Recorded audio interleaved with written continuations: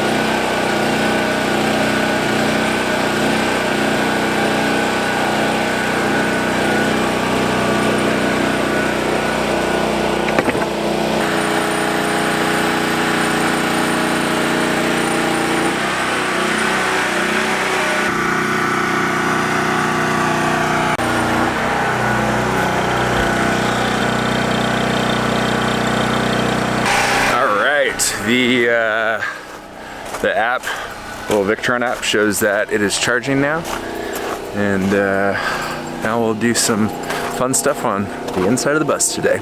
Not sure what we'll get into, but I'm sure we'll find something fun.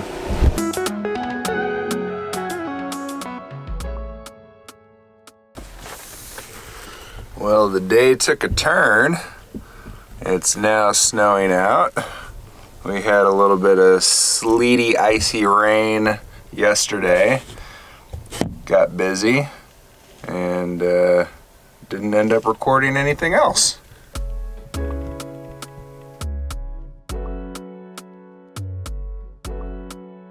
We're in a snow cave today here in the Skoolie. Hello? What's happening? Did you see we live in a snow globe? That's kind of neat. We've never woken up and all the windows are totally covered with snow, which is strange and kind of awesome at the same time. It looks like we're in an igloo.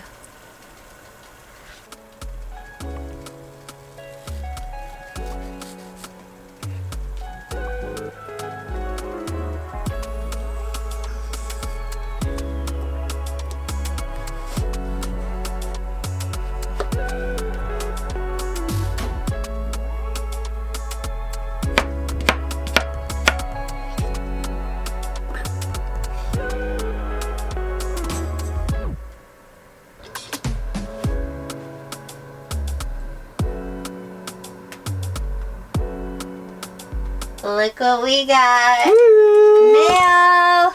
Yeah, it's mail day. So we went to the post office and we got a message on Instagram from one of our now friends, Matt Cordy, who is a woodworker extraordinaire. So here it is. Have no idea what it is, so we need to open up the box and check it out. So let's see.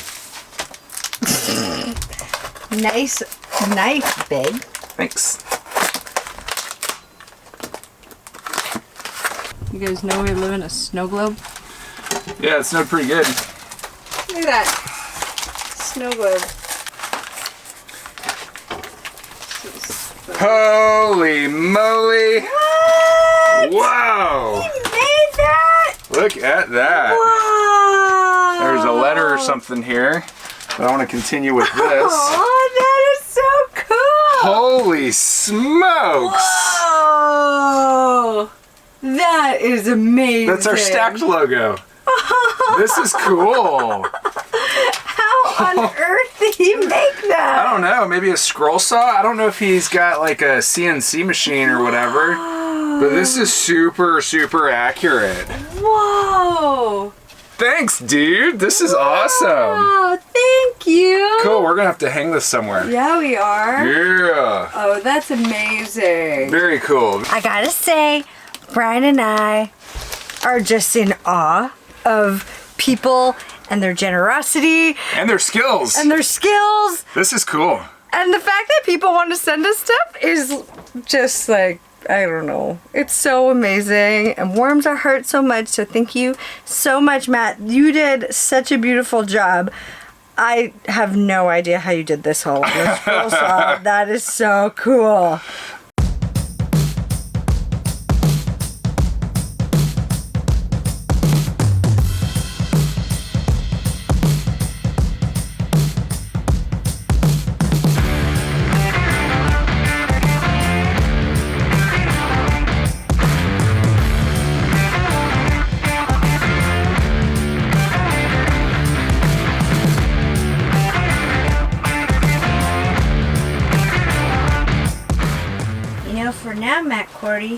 like the looks of that right there. Yeah. Cute. Today for breakfast, bacon and avocado. That avocado is brown. I already scraped off all the brown stuff.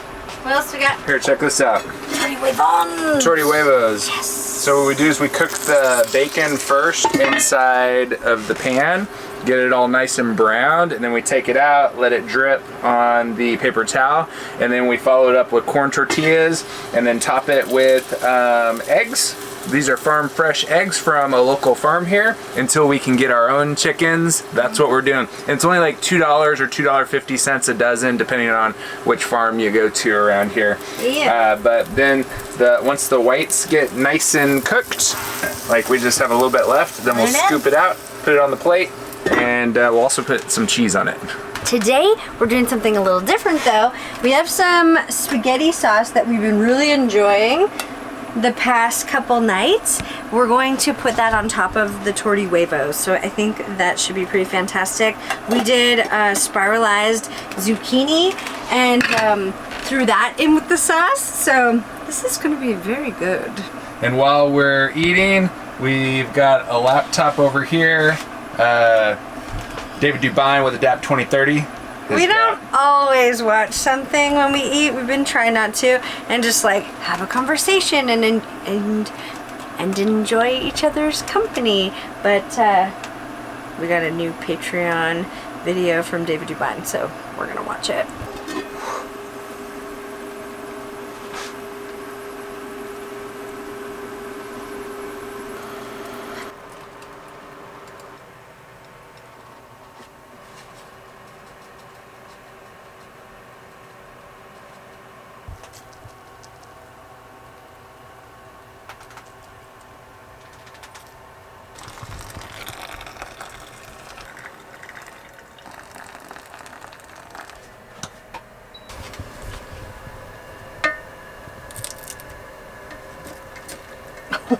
It's pretty stuck. They're gonna be so crispy. Yeah. It's awesome when they get crispy. We just got this pan and we've been trying to figure out the right temperatures and stuff for it with the induction cooktop. Oh, see that? Nice work. That was amazing.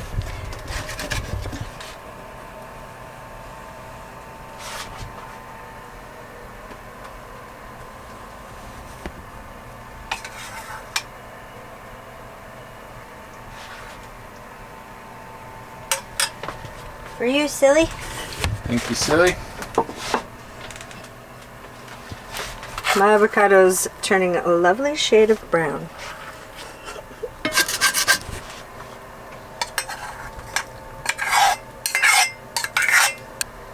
Oh yeah.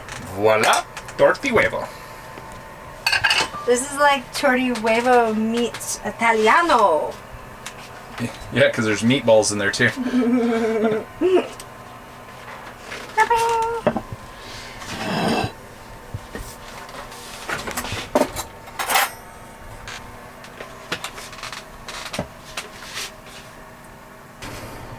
Time to chow down, Aaron.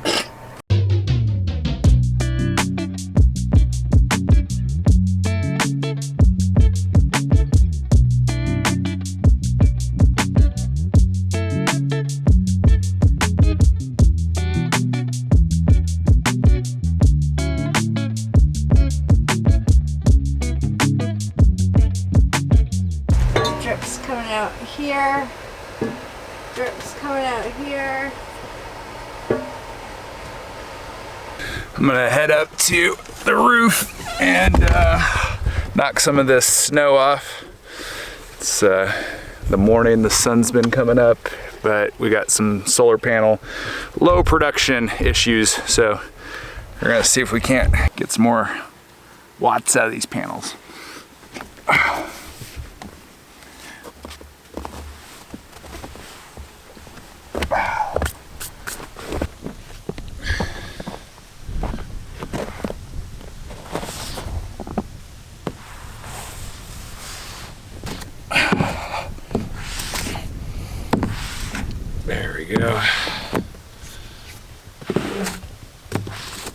should help. Looks like that one's pretty much already melted off, which is good. Had a good dump of snow last night and throughout yesterday. I think we got probably about 7 inches or so. I'll go measure it off of the sawhorse here in a little while. But the sun's nice and bright, and it's finally blue sky, well, as blue as it can be with the chemtrails that they put up in the sky. So let's get to work cleaning off this snow load.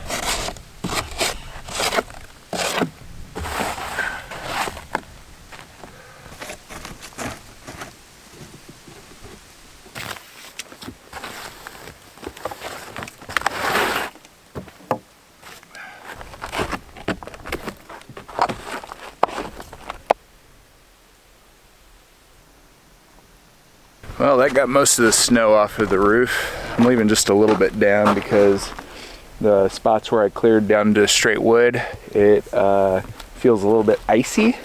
So I'm not gonna hang out up here at all. I just wanted to get that load off. But it's real nice out today. Panels are now clear. Once we get down below, we'll check to see what our wattage is.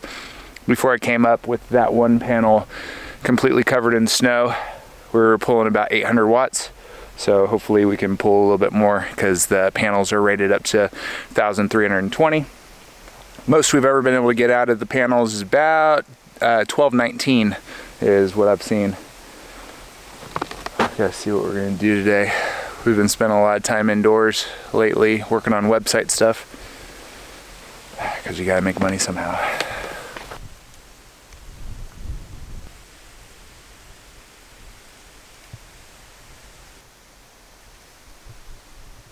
Looks like we already need to clean the chimney. We didn't have time to dry wood this year, so we just used the green wood that we had. It builds up a lot of creosote, so we'll get the chimney brush down in there. We gotta go get one, clean that up at some point soon. Alright, back down through. Boom. 1194 went from 800 watts to 1194 by cleaning that one panel off. Of the 3, only one had the snow on it. Nice. Boom. We deserve a win. Yeah, so we definitely deserve a bit of a win. We really like living in the bus. It's fantastic. It's beautiful, it's cozy, it's warm.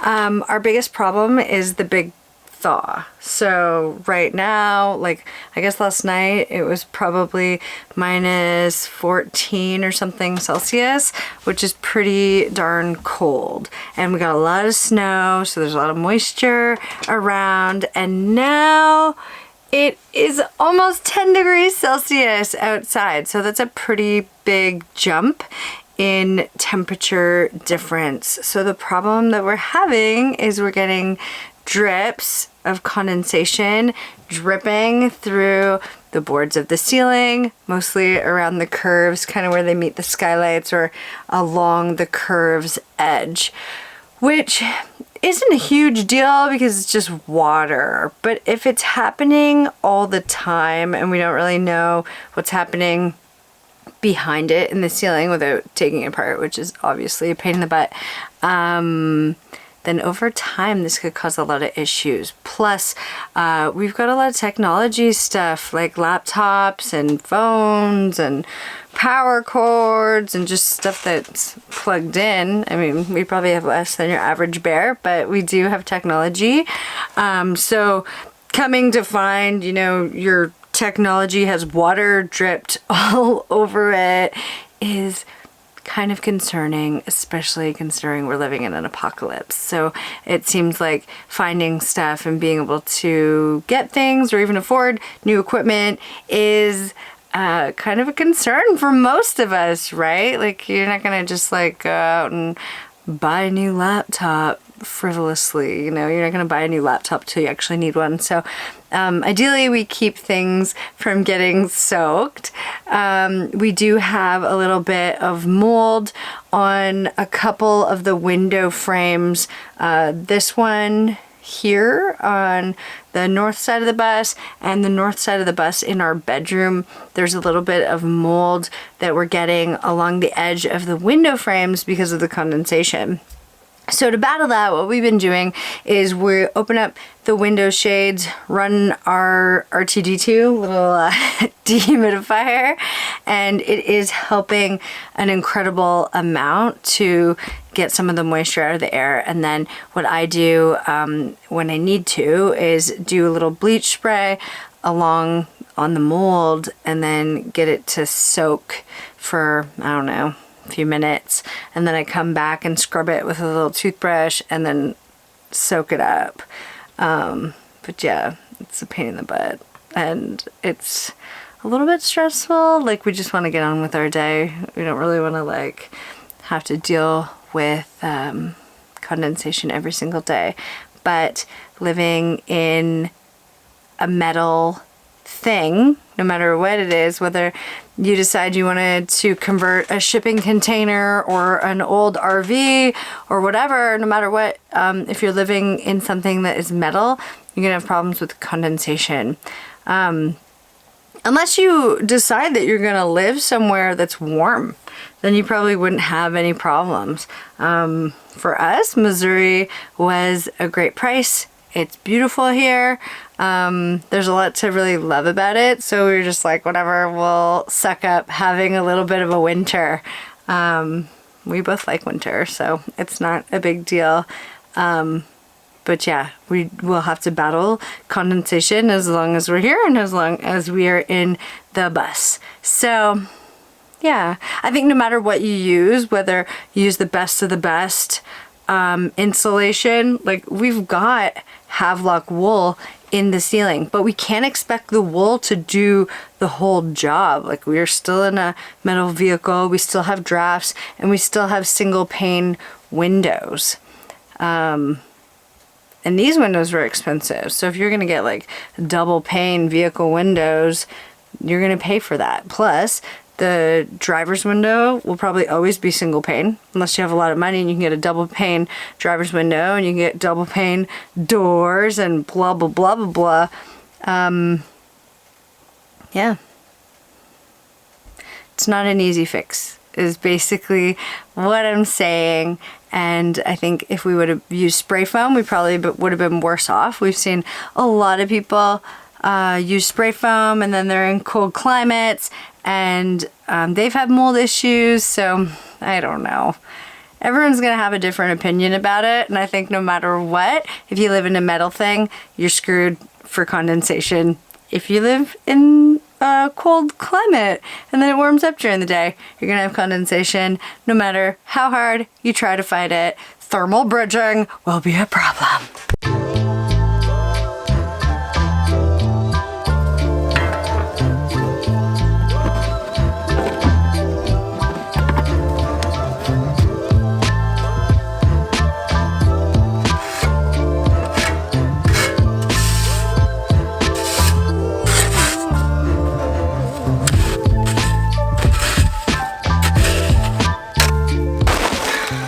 Got all of our logs that get prepped underneath there. Now we get to cut them into more logs or more fireplace pieces.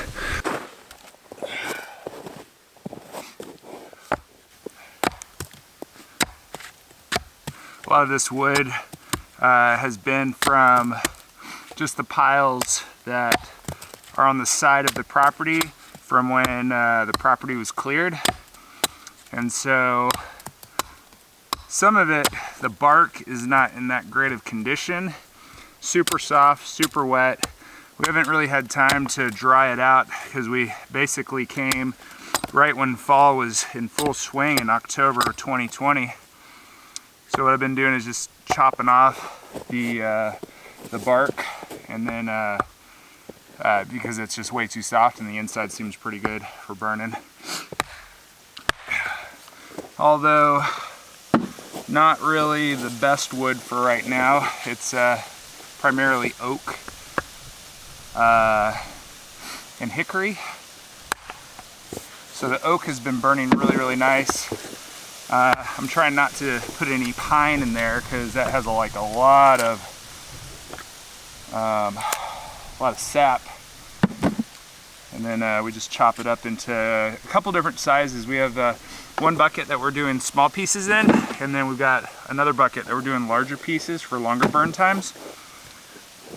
So we'll start the fire with the smaller pieces, and then once it's going real nice, then we'll switch over to the bigger pieces.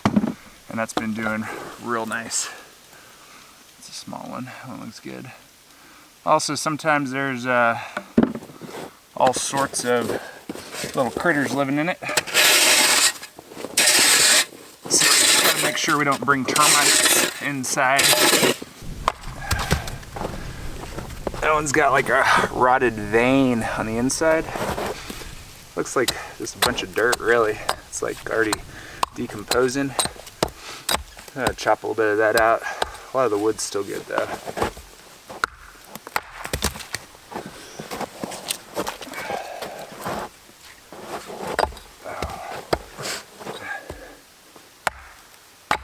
Tell you what, smaller wood stove is a lot more work for chopping wood.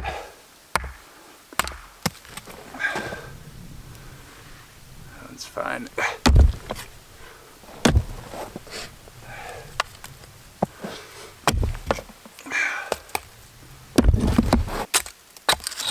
A lot of the critters like to live inside that loose bark.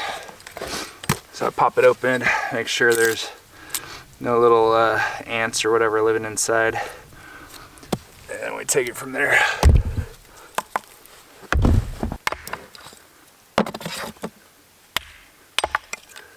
Anytime I get one that's super dry, I like to make smaller pieces of it. Like this size. Those seem to burn real nice when starting off.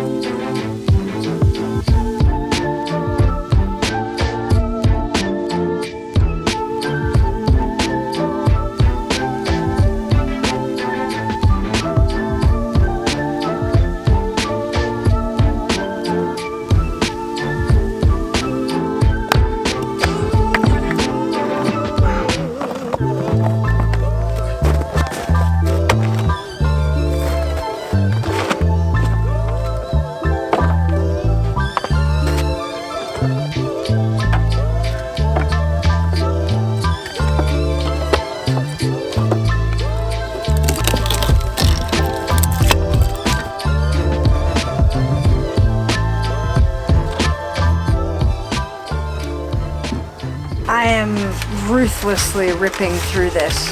Yep. Are you offended? Brian likes to read the newspaper, the local newspaper. The obituaries. But we also like to burn it. It was the local newspaper that I found the hard cider class from the Missouri Extension Office. They offered it for free online, live. So we're gonna learn how to make hard cider.